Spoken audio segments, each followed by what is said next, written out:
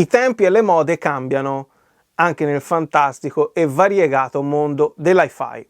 Lo dobbiamo senza dubbio al progresso tecnologico, ma anche alle generazioni più giovani che hanno spinto il mercato a modulare quel progresso tecnologico in base agli usi e costumi odierni, orientati spesso sulla praticità. Questo per dire cosa? Che non per tutti oggi vale il dogma per cui un impianto hi-fi debba per forza essere costituito da amplificatore, diffusori e giradischi o lettore CD, o qualsiasi sia la sorgente, insomma. Sempre per più persone, e spesso si parla di ragazzi giovani che si avvicinano per la prima volta all'ascolto consapevole, la soluzione è rappresentata da un paio di casse attive. E nel video di oggi guardiamo più da vicino due validi esempi di questa categoria, le Yamaha NX N500 e l'Eclipse R51 PM.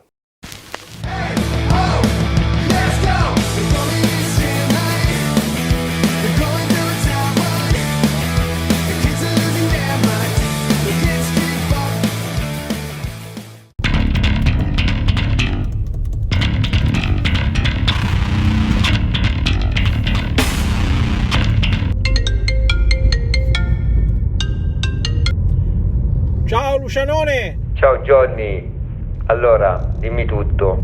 Senti, visto che in molti mi stanno chiedendo di fare un video sulle casse attive, te c'hai qualcosa da mandarmi? Ma sì, qualcosa di interessante ce l'ho sempre, però tieni conto che come fai di Prinzio di solito consigliamo un'impostazione standard con componenti separate, tipo amplificazione, diffusori, sorgente. Ok, ho capito.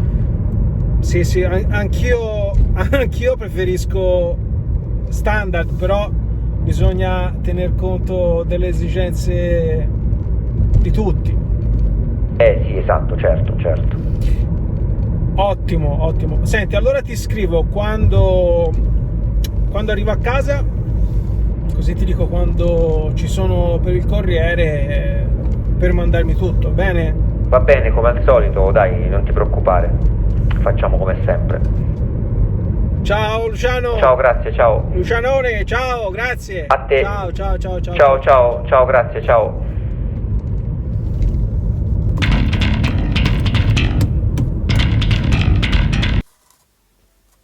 Tac. Ciao, io sono Johnny e qui su Veneticamente vi parlo di musica a 360 gradi. Oggi torniamo nell'hi-fi e lo facciamo con due paia di casse attive, un componente che in molti mi avete chiesto di trattare qui sul canale. Per quanto riguarda la musica da far suonare su queste casse, intanto vi ricordo di andare a vedere il mio video sulle nuove uscite discografiche di febbraio e poi vi ricordo che domenica prossima sarò live qui sul canale alle ore 21:30 più o meno in compagnia di Gianluca Bocci e Maurizio di Audiofilando per parlare dei nostri 5 dischi italiani preferiti di sempre e poi molto altro. Quindi nel frattempo preparate la vostra top 5, pubblicatela su Instagram taggando nella foto Vinilicamente, poi raggiungeteci domenica per parlarne insieme a noi. Nel frattempo, se ancora non siete iscritti ai canali di Gianluca e di Maurizio, vi lascio qui sotto in descrizione i link per raggiungerli. Perché quindi delle casse attive in questa puntata? Non solo per le molte richieste ricevute, ma anche perché, come dicevo nell'intro, crescono tra le preferenze dei ragazzi più giovani che si avvicinano all'ascolto consapevole dopo uno speakerino Bluetooth o un paio di cuffie scadenti. Molti le acquistano per collegarle direttamente al giradischi, altri per precise esigenze logistiche, quindi lo spazio che hanno a disposizione nel proprio studio, salotto o altro. Per qualcuno potrà sembrare impossibile, ma c'è anche chi rinuncerebbe volentieri all'ingombro di un amplificatore per avere più spazio da dedicare alla propria collezione di CD o vinili. Qualcun altro per avere meno collegamenti da fare o anche per accontentare la dolce metà che guarda con terrore ogni ulteriore apparecchio tecnologico che portiamo in casa. Perché proprio queste, quindi le Yamaha NX N500 e le Klipsch R51PM? Perché sono molto versatili, a differenza dei modelli più entry level o di quelli più dispendiosi ma più spiccatamente audiophile, quindi la loro versatilità riesce a soddisfare più esigenze e lo noteremo in ogni aspetto di questo confronto, dal design e costruzione, controlli e funzionalità, resa sonora e rapporto qualità-prezzo, che poi si porta dentro anche le conclusioni su queste due casse. Design e costruzione. Come sempre l'occhio vuole la sua parte e trovo l'estetica di Klipsch molto più vicina al mio gusto, per la pulizia e la decisione delle sue linee, nonché per le rifiniture.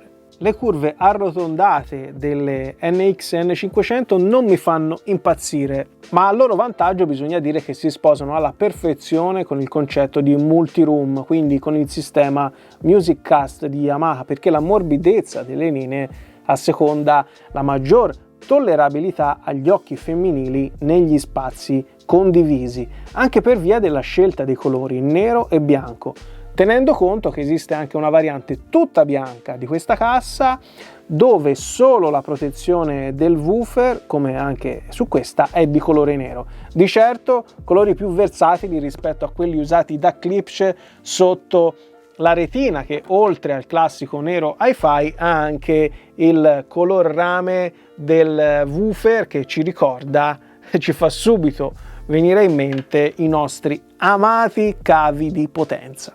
Vi sarete accorti che le Yamaha hanno un nude look, caratteristica che non mi fa impazzire, preferisco le Klipsch che arrivano con la classica retina con attacco magnetico. Entrambe hanno un LED di presenza, lo vedete meglio sulle Klipsch, eccolo qua, per le Yamaha è qui, quello delle Klipsch è disattivabile, ecco lo vedete, tramite il telecomando.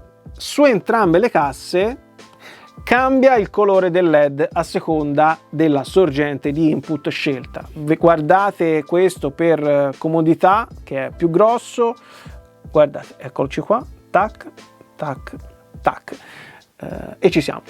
Ci spostiamo sul retro.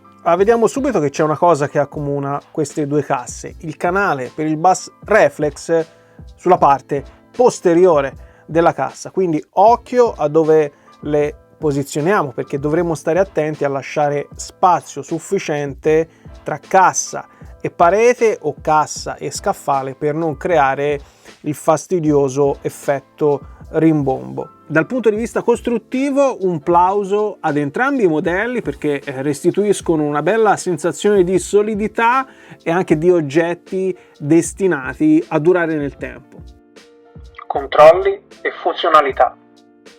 Rimaniamo con la parte posteriore delle due casse rivolte verso l'obiettivo per analizzare nel dettaglio tutti i vari ingressi e quindi i vari controlli. Partiamo con le Klipsch, con il right speaker, quindi il diffusore destro. Questa è la rotellina per regolare il volume o, se premuta, sentite, per selezionare la sorgente nel caso in cui avessimo momentaneamente smarrito il telecomando.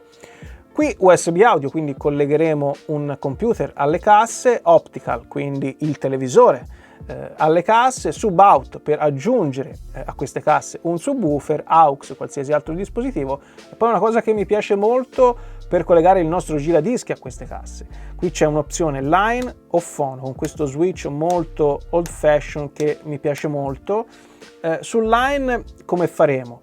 Collegheremo il nostro giradischi, se ha un preamplificatore integrato, col preamplificatore attivato, poi vabbè, qui ci sono i cavi RCA tradizionali, e sfrutteremo la opzione line della cassa. Se invece la mettiamo su fono, sfrutteremo il preamplificatore non più integrato del giradischi ma della cassa.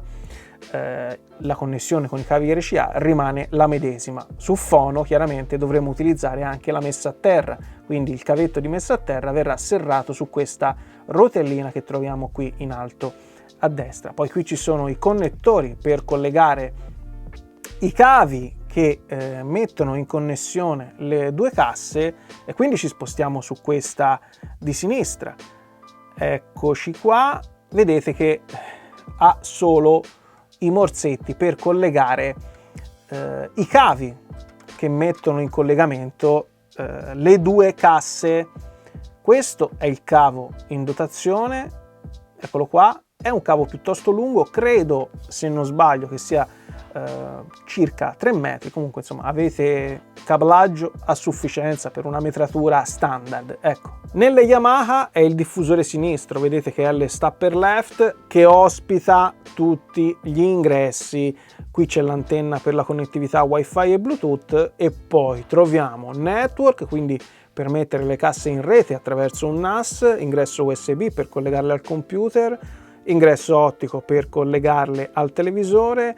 Questi due ingressi, che sono un ingresso per cavo di rete ed un ingresso per cavo XLR, vedete che sono questi, insomma, quelli tradizionali che arrivano chiaramente in dotazione e servono a collegare le due casse tra loro.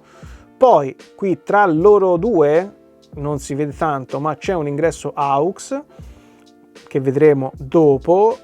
Qui c'è auto off su wireless, quindi per attivare o disattivare la connettività. Poi alcuni tasti che ci servono essenzialmente la prima volta o quando non troviamo il telecomando, quindi connect, wireless direct, source, quindi la sorgente per scegliere la sorgente, e poi il tasto di accensione spegnimento. Qui c'è la monopolina del gain, quindi del guadagno, e qui c'è l'ingresso per cavo di alimentazione. Sul diffusore destro invece cosa troviamo? Ci sono solo gli ingressi, vedete, per il cavo di rete e cavo XLR che collega, come vi ho detto prima, le casse tra di loro, e poi c'è un altro ingresso per cavo di alimentazione. Cosa significa?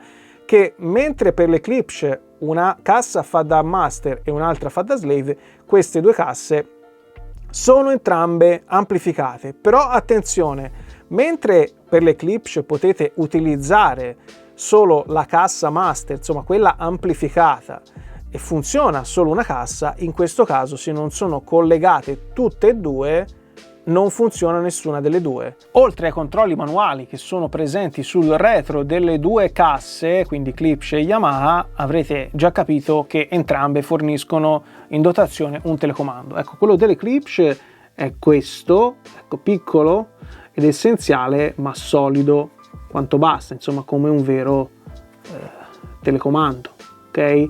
Con i tasti del volume, le varie sorgenti, eccetera. Quello delle Yamaha è questo, che abbiamo trovato in genere sugli home theater, per le luci di Natale, insomma qualsiasi sia lo scopo. Non mi sono mai piaciuti perché i tasti sono sempre troppo giocattolosi per i miei gusti, poi si perde nel divano, insomma per me è no, anche se il suo lo fa alla fine. Entrambi hanno un po' di lag, però se la cavano. Visto che siamo qui e abbiamo visto nel dettaglio le parti posteriori delle casse che presentano tutti gli ingressi, e i più attenti se ne saranno già accorti, torniamo su un aspetto fondamentale per questo canale, visto che parla di musica a 360 gradi con un occhio di riguardo verso il vinile. Come abbiamo visto prima, le Eclipse ospitano a bordo un ingresso dedicato per il giradischi, le Yamaha non hanno niente di tutto questo, non hanno neanche gli ingressi RCA tradizionali, e quindi dovremo munirci, se già non lo abbiamo, di questo adattatore che ha ad un'estremità due RCA femmina, eccole a fuoco, e all'altra estremità avremo ovviamente un jack da 3,5 mm da inserire nell'ingresso AUX delle Yamaha, e qui colleghiamo gli RCA che arrivano dal giradischi. Non sto dicendo che un sistema sia di per sé necessariamente migliore dell'altro ai fini della resa sonora, perché come collegamenti chiaramente io preferisco un approccio del genere, ma ai fini della resa sonora non è detto, ecco, poi ci entreremo.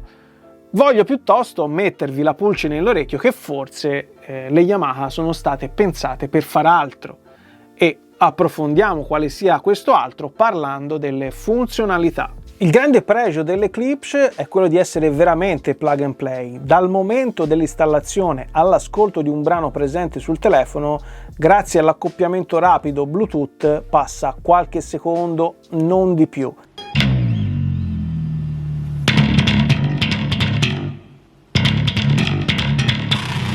Diverso il primo approccio alla connettività wireless delle Yamaha, che passa dall'applicazione MusicCast già vista sul RN303D nel video dedicato all'impianto sotto i 1.000 euro. Non avendo un display, come invece avveniva in quel caso, si va un po' più a tentativi, però non ci sono particolari bug nell'accoppiamento, o perlomeno io non ne ho riscontrati. E una volta collegati tra loro casse ed applicazione, la gestione è intuitiva ed efficace e possiamo gestire tutto dal nostro telefono. Non solo i vari ambienti d'ascolto, ma anche le sorgenti, quindi passando rapidamente dal giradischi all'AirPlay, alla radio digitale e così via. Resa sonora. Ma come suonano queste due casse? Partiamo dall'Eclipse, che sono delle casse piascione in tutto, nel design, nel plug and play e relativa semplicità di utilizzo e anche nella scena sonora che disegnano. I bassi sono presenti e dinamici grazie al Dynamic Bass EQ, lo dice la parola stessa, una equalizzazione dinamica che ci fa percepire i bassi anche a volumi inferiori. Quando però i bassi sono mixati ai medi e agli alti e quindi vanno a costruire la scena sonora, quello che creano è sicuramente d'impatto, però impastato e poco definito.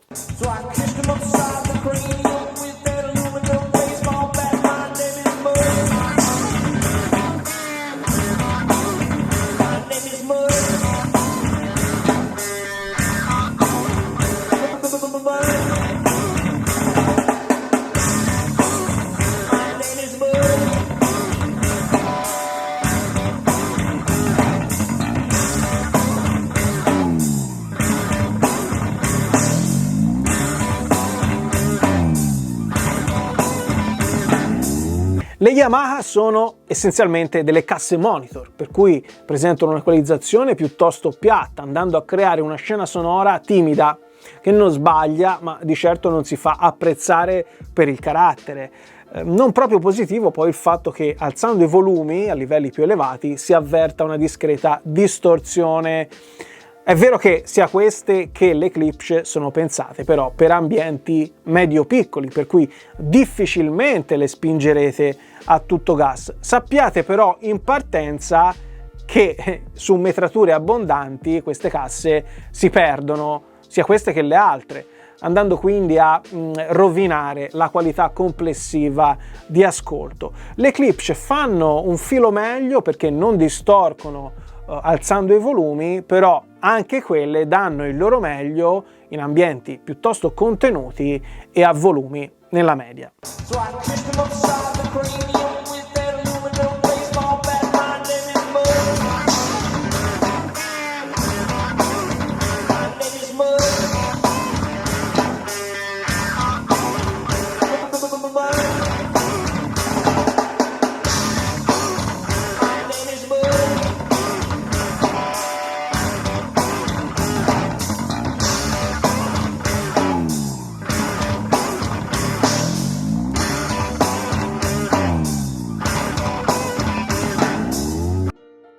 Rapporto qualità-prezzo. Le Eclipse costano 549 euro, le Yamaha 720 euro. Valgono il prezzo che costano? Come sempre dipende da cosa state cercando, da quali sono le vostre esigenze. Pur non essendo rimasto particolarmente impressionato da nessuna delle due a livello di resa sonora, complessivamente opterei per le Eclipse, perché possono essere una buona soluzione per chi sta cercando una cassa attiva che faccia il suo, che sia discretamente versatile e che sia turntable friendly, quindi predisposta per essere collegata ad un giradischi. Le Yamaha sono precise e molto versatili, ma non mi è scattata la scintilla. Sicuramente molti le apprezzeranno, soprattutto in ottica multiroom, però per quanto mi riguarda, e la stessa cosa ve la direbbe Hi-Fi di Prinzio, per sfruttare il MusicCast sceglierei la via tradizionale, ossia amplificatore Yamaha RN303D più diffusori ELAC B6.2. Con questa configurazione spenderei 50 euro in più rispetto alle casse attive, ma avrei una qualità audio nettamente superiore per il mio habitat musicale ideale senza sacrificare la connettività. Cosa ci farei con le clips? Beh, ad esempio potrei usarle da sole sfruttando connessione Bluetooth e Apple Music, oppure potrei abbinarle ad uno dei miei emuletti, il Project Essential, per creare una seconda postazione di ascolto e fare un figurone con tutti gli ospiti che verranno a casa mia. Come gli altri video dedicati all'hi-fi, anche questo vuole essere uno spunto informativo più che un trattato esaustivo su questo o su quell'altro prodotto. Come vi dico sempre, se avete la possibilità, andate di persona ad ascoltare con le vostre orecchie per farvi un'idea che sia vostra, anche perché sono vostri i soldi che spenderete. A presto e buoni ascolti.